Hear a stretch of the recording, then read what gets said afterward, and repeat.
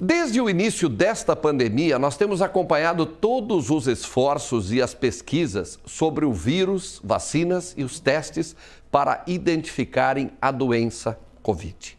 Pesquisadores do Instituto Oswaldo Cruz, da Universidade Federal de Santa Catarina, UFSC, e do Instituto Federal de Santa Catarina, UIFSC, desenvolveram um novo kit de diagnóstico rápido e barato para a Covid-19. E tem uma criciumense nesse grupo de pesquisa, é a Luísa Damasio Rona, professora de genética da UFSC, que agora está ao vivo conosco, junto com o André Nóbrega Pitaluga, né? Que é pesquisador em saúde pública na Fiocruz. Vamos falar um pouco mais sobre esse kit. Luísa, boa tarde. André, boa tarde. Boa tarde. Boa tarde.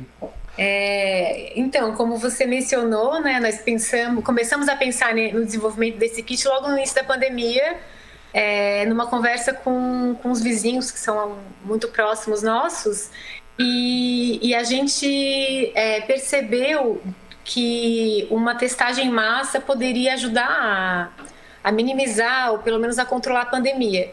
E aí nós já tínhamos projetos, né, que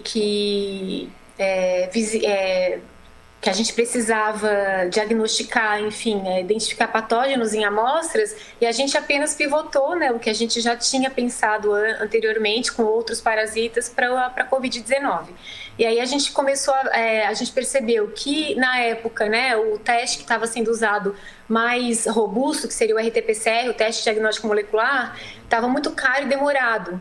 Então a gente começou a pensar em algo que fosse tão robusto quanto e que fosse mais barato e mais rápido, né, para a gente poder usar aí durante a pandemia. Fatores tempo e custo são fundamentais numa pandemia com essa magnitude, né? Sim, exatamente. Se você consegue ter um resultado rápido, você consegue intervir na transmissão do vírus, né? Então, se você consegue também um teste barato, você consegue usar ele em maior escala. Então, se você consegue conciliar essas duas coisas, você, em tese, teria uma ferramenta muito boa para minimizar ou reduzir, de certa maneira, a transmissão do vírus, o que teria um efeito muito positivo no controle da pandemia. Como funcionam as etapas de um produto como esse, de um teste como esse? Porque ele precisa posteriormente de autorização. Às vezes a burocracia, infelizmente, nós estamos num país em que a burocracia, por vezes, é mais demorada do que uma pesquisa como essa. Difícil de compreender, né?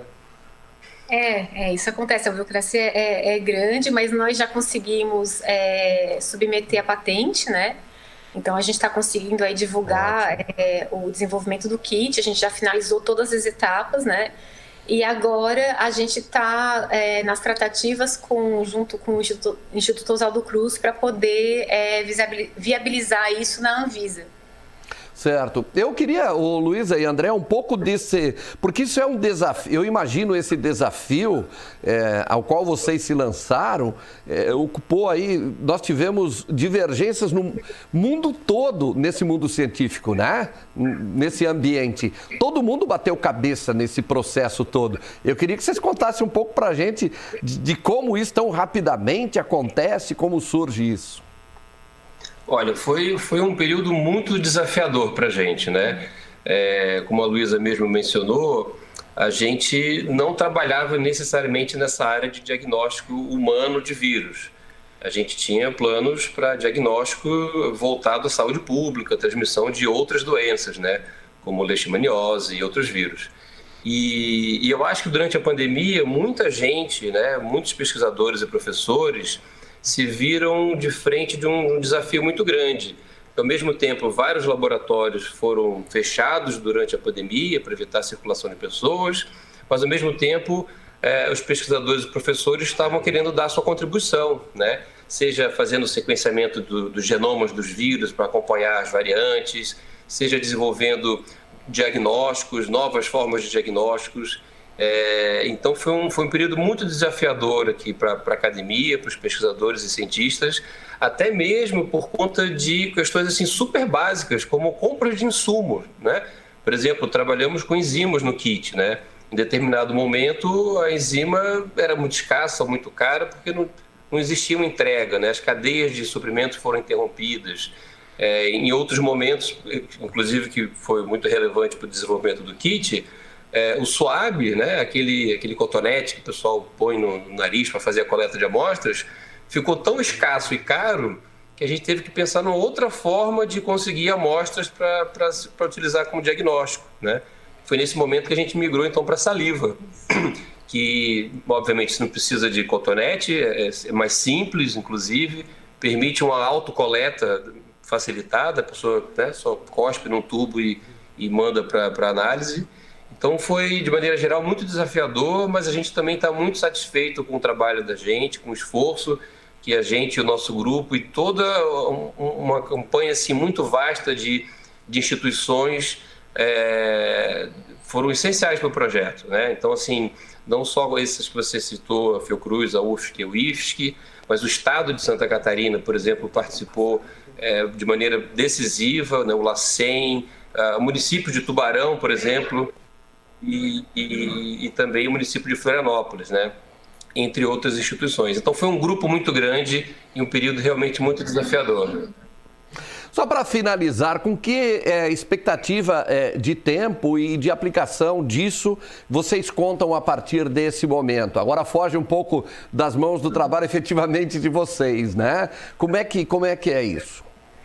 A gente está na tratativa com a Fiocruz para poder viabilizar junto à Anvisa, mas o que a gente tem, eu acho que toda essa papelada, né, a gente juntar tudo isso para poder submeter o pedido de aprovação da Anvisa, talvez em torno de um mês, não sei, mas a Anvisa ela está dando prioridade para, enfim, pesquisas e descobertas relacionadas à Covid, né? Então, eu acho que chegando na Anvisa talvez não seja algo tão demorado assim.